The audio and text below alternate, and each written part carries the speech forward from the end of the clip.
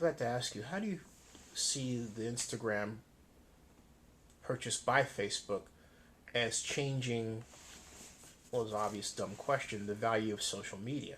Because, and I ask this from a perspective of, I have the impression that now a number of startups are saying, I want to be the next one that's acquired by, if not Facebook, then some other company. And suddenly the industry is heating up.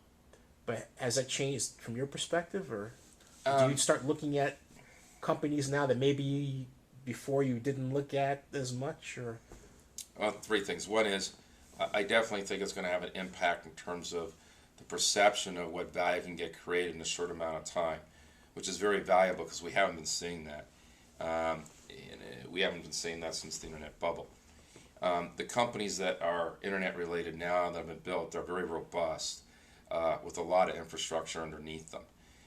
And they're sustainable business models and not ones that have been more instant overnight successes. They're real businesses producing real cash flow. This notion around, well, you can start a business and from ground zero in 24 months sell, less than 24 months sell for $1 billion is something of an anomaly. And yet when people see that as the headline, well, I want to do that too, creates a lot of aspiration. So I think we're going to see a lot more interest in that. You perhaps will see some more funding of it, and I think pricing and valuations will be impacted by it. But at the end of the day, I think you got to look at the data and look at the statistics and understand it is an anomaly in the sense that if, as a professional investor, you don't base a business model, your investment model, based on anomalies, you base it on mainstream. And so at Gabriel, we're not going to go and look to change our direction in terms of our investment model based on anomaly. I think it's great in any investment you always look for the luck factor. And the more luck, the better it is for returns. So to the extent we get some luck factor in the future, fantastic. But we're not going to base our investment model on luck. And so Instagram is a great story.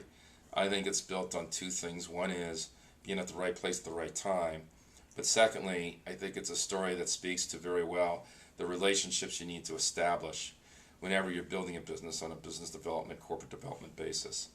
And I think Instagram did that well by endearing a lot of relationships around them within the ecosystem as they were building the company through personal and social relationships in order for them to, these relationships to be very aware of what they're doing and to get a lot of support.